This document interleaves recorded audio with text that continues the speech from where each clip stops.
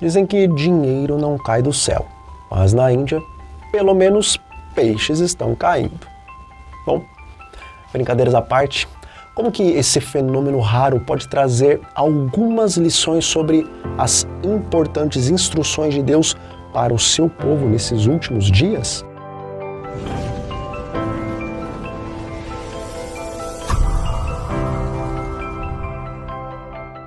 Olá, meus amigos e meus irmãos em Cristo, sejam muito bem-vindos ao canal O Retorno da Glória, e o meu desejo e também a minha oração é que a graça do Senhor Jesus Cristo repouse sobre cada um de vocês e que o Espírito Santo esteja falando aos seus corações enquanto vocês assistem a mais esse vídeo. Amém?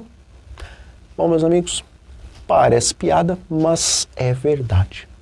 E aconteceu que há poucos dias um fenômeno raro intrigou ali os moradores da Índia por causa de uma série de chuvas incomuns que foram provocadas pelas monções, que são um fenômeno climático que provoca então fortes chuvas e também longas secas durante diferentes períodos do ano lá no sul e também no sudeste da Ásia. E por conta desse evento climático, peixes e também outros pequenos animais começaram a cair do céu. E de acordo com um jornal britânico, Metro, logo pela manhã, os moradores de algumas regiões da Índia, eles se depararam então com vários peixes na rua de suas casas após a tempestade. E como isso aconteceu durante o período da madrugada, ninguém estava ali com o seu aparelho celular para registrar o que realmente trouxe os peixes do mar para as ruas, mas acredita-se que os animais eles foram então levados aí por quilômetros de distância por causa das trombas d'água, que são tornados sobre as águas, porque pelo menos a princípio esse é o único fenômeno que tem força suficiente para levantar pequenos peixes, crustáceos, sapos e então lançá-los eles a grandes distâncias.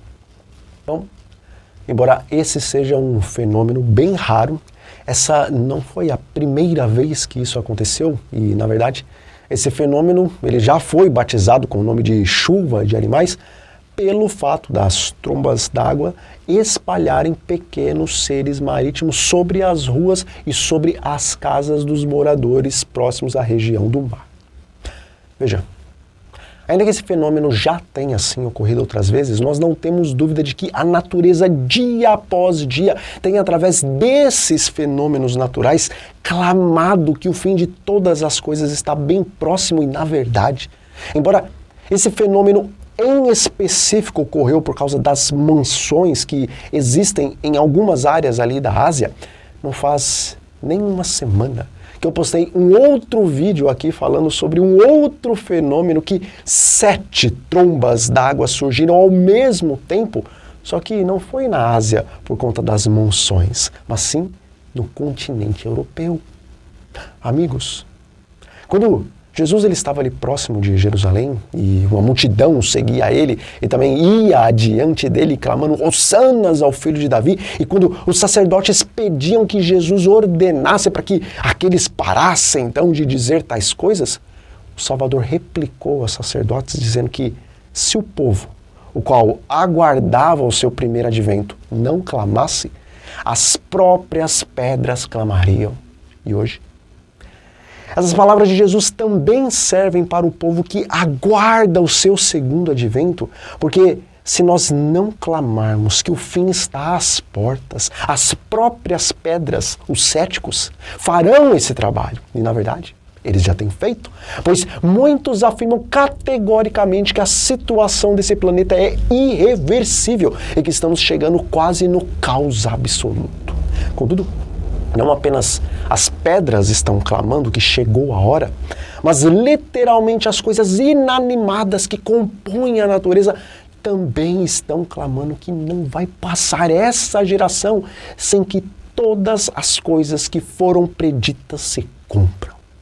Mas no Evangelho de Mateus está escrito o seguinte: e será pregado este Evangelho do Reino por todo o mundo para testemunho a todas as nações. Então virá o fim. Mateus 24, versículo 14. Veja, antes que venha o fim, O nosso Salvador predisse que o Evangelho, não qualquer Evangelho, mas aquele que se encontra nas 3 mensagens angelicais de Apocalipse 14, será pregado a todo mundo em testemunho a todas as nações. E como adventistas do 7º dia, nós acreditamos que essa miraculosa obra da pregação da verdade presente em todos os cantos da terra, ela só pode ocorrer por intermédio da chuva serôdia. E, irmãos, eu bem sei que a maioria de nós gostaria que a pregação do Evangelho, tanto agora no tempo da chuva temporã, como no tempo da chuva serôdia, gostaríamos que o Espírito Santo, como um vento impetuoso, trouxesse os peixes, ou seja, os seres humanos, até o quintal das nossas casas e até a porta das nossas igrejas, assim como essas trombas d'água retiraram aqueles peixes e os jogaram nas ruas e também nas casas dos indianos. Contudo, a ordem de Jesus para vocês e também para mim é: ide por todo mundo e pregai o Evangelho a toda criatura. Marcos 16, versículo 15. Meus queridos, a regra não é para que vocês e eu fiquemos sentados nos bancos da igreja esperando que multidões assistirão a TV Novo Tempo e procurarão a igreja para serem batizadas. E, embora pessoas possam, através de mensagens da internet, tomar sim a decisão de procurarem a igreja, essa não é a regra, mas é sim apenas uma das formas de evangelizar. Mas, sendo que a regra é para irmos por todo mundo e pregar o Evangelho, porque aqueles que dizem estar aguardando o segundo advento de Cristo e que dizem ser cristãos, ou seja, imitadores de Cristo, porque esses têm pavor só de pensar em ouvir a palavra evangelismo? Bom, em João 4, versículo 34, Jesus disse que a comida dele era fazer a vontade do seu Pai. E a vontade do seu Pai para Cristo era que ele pregasse boas novas aos quebrantados, que ele curasse os quebrantados de coração, que ele proclamasse libertação aos cativos e que ele colocasse em liberdade os algemados. E a vontade do Pai para o seu Filho também era que ele divulgasse o ano aceitável do Senhor e também o dia da vingança de Deus. Amigos, se nós dizemos ser cristãos e imitadores de Cristo, por que não queremos imitá-lo no tocante ao evangelismo? Bom, a resposta é simples. Quando em Isaías, no capítulo 61, é descrito a obra que Jesus faria entre os homens, antes de tudo, o texto começa com essas palavras: o Espírito do Senhor Deus está sobre mim. Irmãos, nós temos repulsa da palavra evangelismo e corremos dos cultos que vão falar a respeito da comissão que Jesus nos deu, justamente porque nos falta aquilo que estava em Jesus para que ele completasse a sua obra evangelística, o Espírito Santo. E diz o Espírito de profecia: o Espírito Santo virá a todos quantos pedem o pão da vida para o dar aos semelhantes. Testemunhos, volume 6, página 90. Amigo, você tem pedido o batismo do Espírito Santo em sua vida e ela continua a mesma? Veja, a palavra de Deus diz claramente que todo o que pede recebe, o que busca acha, e a quem bate a porta lhe é aberta. Veja, Deus está infinitamente mais desejoso a conceder o seu Espírito àqueles que lhe pedem do que os pais estão desejosos de dar boas dádivas aos seus filhos. Então, por que alguns estão pedindo e não estão recebendo? Simples. Não estão recebendo porque pedem mal. Porque pedem com o mesmo intuito de Simão, o mago, o qual, tendo sido batizado nas águas e desejoso de receber o Espírito Santo para que ele fosse visto, admirado e aplaudido pelos homens, chegou até mesmo a oferecer dinheiro para os apóstolos para que pedissem que o Senhor lhe concedesse o seu Santo Espírito.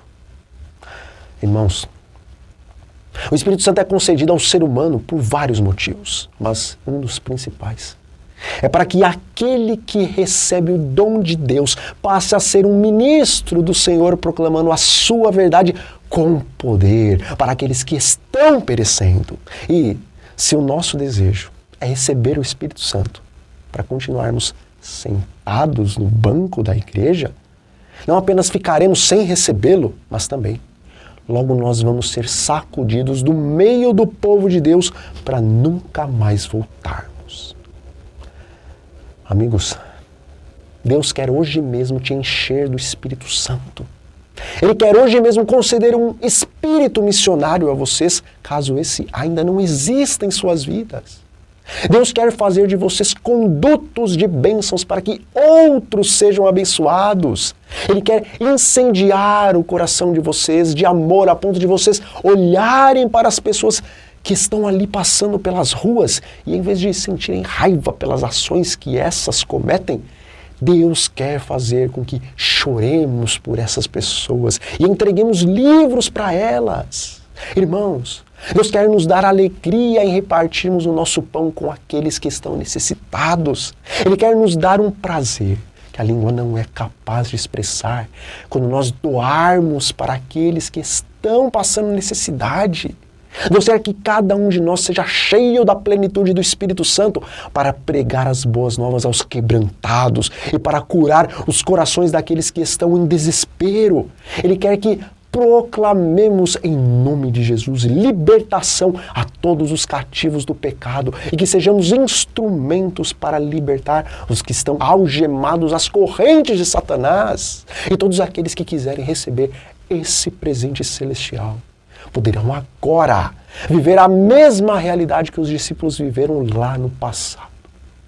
E falando a respeito dessa realidade, diz o Espírito de Profecia: depois da descida do Espírito Santo, os discípulos sentiram tanto amor por ele, Cristo, e por aqueles por quem ele morreu, que corações se comoveram pelas palavras que falaram e pelas orações que fizeram. Falaram no poder do Espírito e sob a influência desse poder, milhares se converteram. Atos dos Apóstolos, página 22. Bom, Deus quer incendiar os nossos corações de amor por Ele e de amor pelo nosso próximo, de tal forma que quando falarmos aos perdidos e quando orarmos por eles, corações se comoverão e se converterão sob a influência do Espírito Santo. Então, nós vamos ficando por aqui, meus irmãos. Que o Senhor complete essa mensagem em seus corações e que a paz de Cristo, a qual excede todo entendimento, esteja sobre vocês. Um forte abraço e até a próxima.